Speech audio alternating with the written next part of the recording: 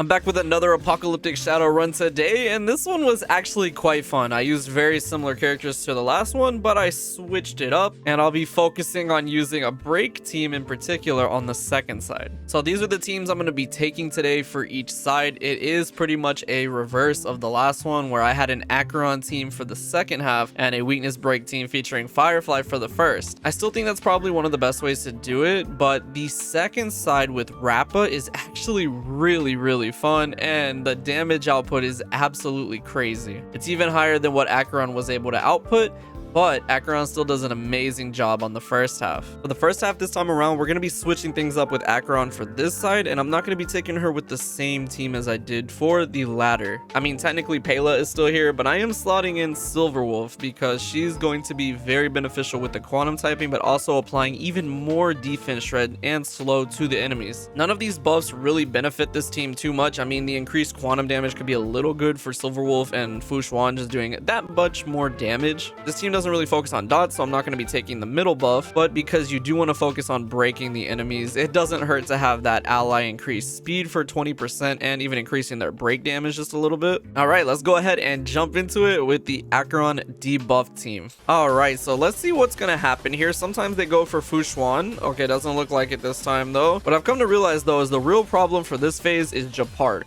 So I'm going to focus on trying to get his weakness as low as I can, so that if he does provide a buff, I can take care of it, and I'm going to try to also take care of the summons as well. Now, the unfortunate thing about this team is that I don't have a lot of effect resistance on these characters, so that is a lot of crowd control that I'm going to be getting hit with, like the freezes, and even the imprisonment on the other side, but we'll power through it. Thankfully though, because I have Silverwolf, I can put an ice weakness on Japard, so I can take advantage of that with Pela too. I need Silverwolf to wake up though, but because that is still a ways off, I'm actually going to pop it now.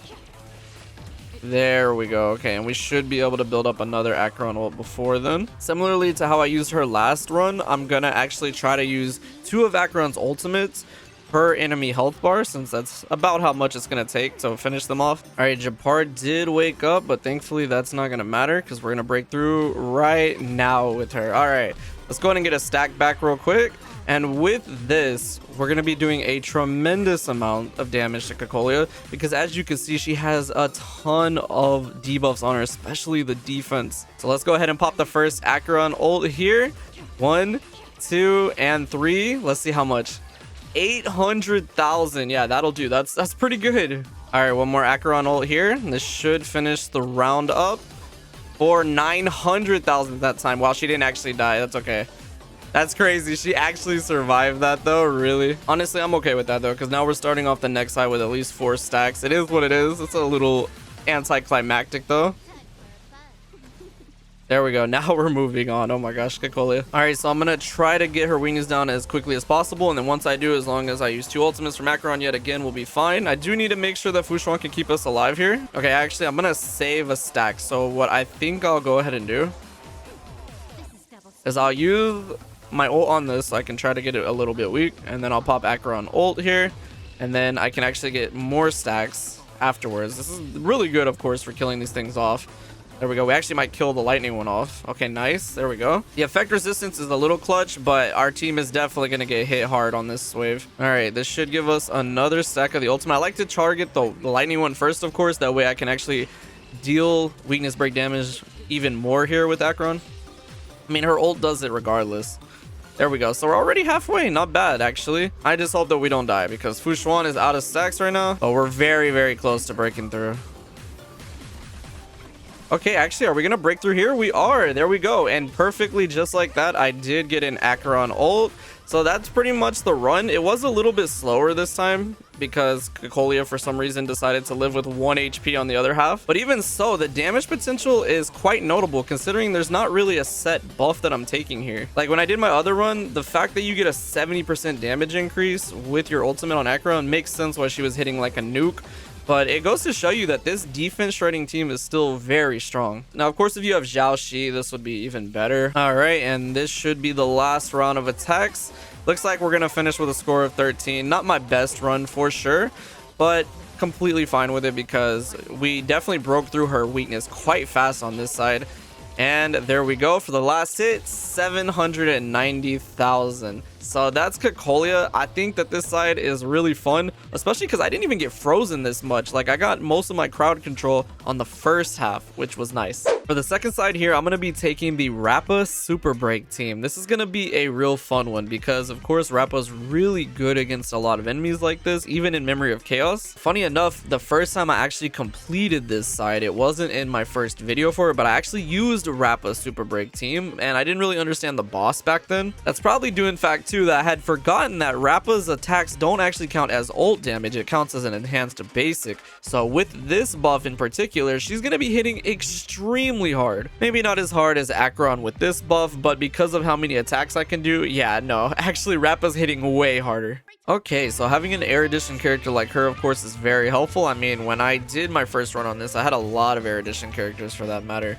So I can definitely see why she'd be very beneficial. But what's cool about this team is because I have Ron May here, a lot of the time I can actually break through the weaknesses of these enemies without actually having to hit them for their full amount of stacks. So due to that, I'm probably going to focus just some here in the middle, since those guys are kind of annoying. There we go. We have Gallagher too, so we actually broke through that TV, even though we had the stack, and this one is only a 2 out of 4, but I can break through him as well. So it's actually really cool. Now, one thing I don't want to do, and I made this mistake the first few runs I did, was because I forgot that you don't really want to use Ron May's ult yet. Well, you really don't need to at all. I mean, even once I weakness break this main enemy, I can kill him before he wakes up. I just use it for the advance forward because I have dance. But you don't want to use it here because those other enemies won't wake up, and then you can't continue to break the weakness. So it's kind of counterintuitive. All right, there we go. That's going to give me the first Rappa ult. Now I'm going to go ahead and pop it, just so we can get those extra stacks. I probably could have waited until that last enemy woke up, but it's not really worth it. Okay, and then this last enemy, which was about to hit us, is good. I think we're doing pretty nice so far. Like, every enemy that's gonna hit me or steal my energy hasn't really had the chance to do so. I think I'm gonna just go ahead and heal up. I think that's the smart thing because those fire dots can hurt, actually. And it's okay because we're really close to Gallagher, so once the main boss uses his attacks, that should get me to the ult. Yeah, so we're good.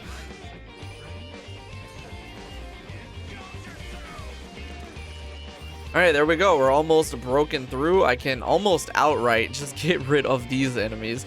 So this one only has 1 stack, so of course I'm going to go for this one. And Rappa should finish it for us. And we're pretty good on energy because we didn't get it stolen that much. There we go. Nice. All right, just one more weakness break at this point, and I can use the Trailblazer to do that. So yeah, this side is pretty good. And just like that, we're already broken through and we have a lot of ult charge. So let's go ahead and start it with Trailblazer. And like I said, I don't need to use Dance here from Ron May's ult, but I'm just going to go ahead and do it anyway. I just like to save on the speed a little bit. All right, and now we just pretty much go to work. And Gallagher in of itself, like, he does a lot here.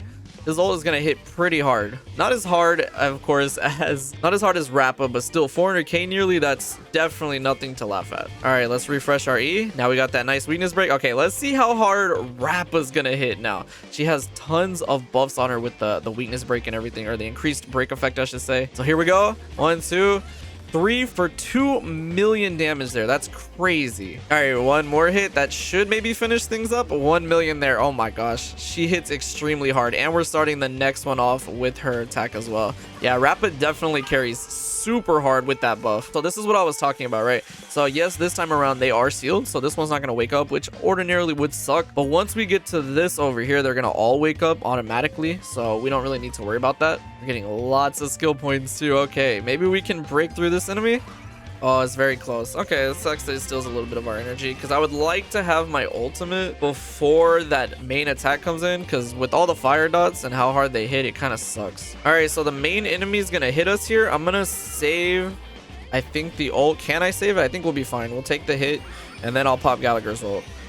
Yeah, because those fire dots, oh, it stole my energy. I forgot about that. Gallagher's doing a pretty good job of keeping us alive, of course, though. Like, he's obviously a no-brainer for this team, but even with like the fire dots and everything, we're completely safe. So we're pretty much almost done with the run at this point. I just need to break through maybe 3 more of them. All right, there we go. That's gonna be the last one that we need. So let's hit this enemy. And there we go. And we got some energy on Rappa. That's good. So when I do run out of my ult in a second, we'll definitely have more. But yeah, this is a pretty fun side to do with Rappa Super Break team. It's really cool to see how viable she is in Apocalyptic Shadow. Actually, in like every mode, Rappa's just amazing. All right, time to go to work now. We're going to use 1, 2, 3 for 2 million there. And then we're going to pop another one. Rappa. 1, 2, and 3 there. And there we have it. That is gonna do it for this side. We got 3,469 there. Not bad, actually, for a total score of 6903. So there we have it. That's going to do it for this Apocalyptic Shadow run. Not as great score-wise as my first one, but only off by a tiny bit. And that's probably due in part too to the fact that my Rappa doesn't have a signature light cone. She doesn't even have an S5 light cone for that matter. But even so, these two team comps were very fun and they can be quite reliable. Like, there are some times where the RNG hits a little bit, especially if I get frozen heavily on that first node. But otherwise, they did really well. And I think that Rappa especially carries on the second side. She does even more damage than Acheron with the 70% increased ultimate damage, which is crazy. And that's not even talking about how many attacks you can do with Rappa right after one another as well. That's gonna do it for this one. I know a lot of you have been telling me some great team compositions that you've been taking, some of them very similar to my own, and it's nice to be able to run a lot of my favorite teams on this new Apocalyptic Shadow cycle, and I'm far from done as well. I'm probably gonna tackle MOC next because there's still a video that I've been wanting to put out similar to the last one I did, but I do have another team in mind already for Apocalyptic Shadow, and with the new Pure Fiction cycle just around the corner, hopefully that will be interesting as well. Yeah, I hope y'all enjoyed this. Thanks so much for watching, and I will see you all in the next video.